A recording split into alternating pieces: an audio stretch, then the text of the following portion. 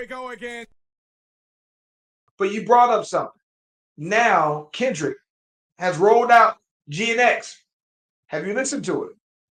I have. And of course, What's right your off take? the bat, very first song, he addresses Snoop, he addresses Lil Wayne, and of course, Lil Wayne took I won't say offense, but he was bothered by his name being called in the song. And he was just like, look, he tweeted out like, hey, don't awaken the beast. Like I'm just out here chilling and my name's getting called out. Like, please don't wake me up because I'm not trying to start nothing, but I ain't gonna back down at the same time. And it's just like people are making a bigger deal out of what he said, like was calling out Wayne. He specifically Yeah. said, I bumped the Carter 3 all the time. I even had the chain and whatever like that. And, apparently my hard work made Wayne upset. But whatever though.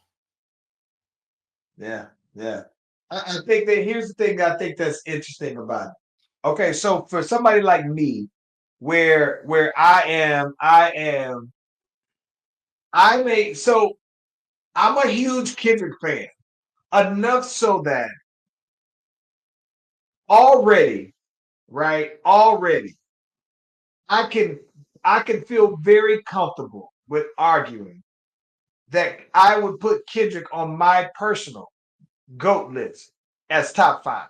And when I say top five, I'm willing to say it's Jay-Z, Kendrick, then Wayne.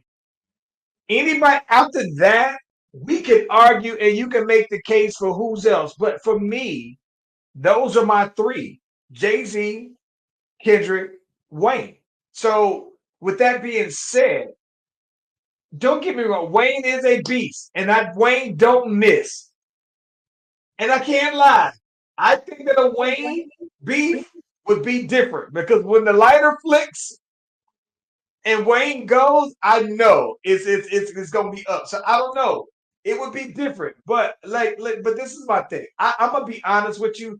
I don't want to see Wayne in any battle with anybody at this point. I think that at this point, though, bro, I think that Wayne should be at the point where he is appreciated on that level where people are saying that you should have been on the Super Bowl because of his greatness. I think that Wayne should be celebrated, bro, because I think Wayne is in a very unique point that in the history of hip hop, you don't really get to see very many guys age like the way Wayne has and still be as relevant, still be where, like, Jada is gonna say something hot, right? Rick Ross ain't gonna say something whack on a song. But I think that, to be honest with you, though, bro, I think that the only people in hip hop that are are still hot and are 40 and up, Future, Two Chains, and Wayne. And I think even Two Chains has fell back a little bit more, but Wayne should just be celebrated. I think that Wayne should be given his flowers at every chance he gets, only Well, because even though those other guys are there, he's been around. You think about that. Wayne has been around hip hop for more than half of our life, bro. right. But the problem is the reason why Wayne is not getting the respect and that he deserves at this juncture because he still had another run in him. But unfortunately, that stuff that happened with Birdman killed his career. It did. The It killed his hiatus, momentum. that long hiatus, it took away any It did. momentum because It Nicki did. stayed relevant. Drake stayed relevant. Young Money was the hottest label out when you got those three artists releasing at any given moment. And then as soon as Birdman pulled the plug on that thing, that it just, and so now he's in a legend status. He shouldn't be in a legend status right now. I agree. I agree. And look, this is my thing. I'm gonna be honest because I see that where to you and I, Wayne could be looked at as an equal to Busta Rhymes. Right? When Busta is an absolute legend. But I think that Wayne should be compared to Busta for me. And I do love, and that's somebody who loves Busta. I think I might have Busta higher than a lot of people. But I think that, like I said, Wayne is number 3, and even then, I think that that's a big deal. And that's my top 5. But I don't even got to go 5. I could just go with just 3.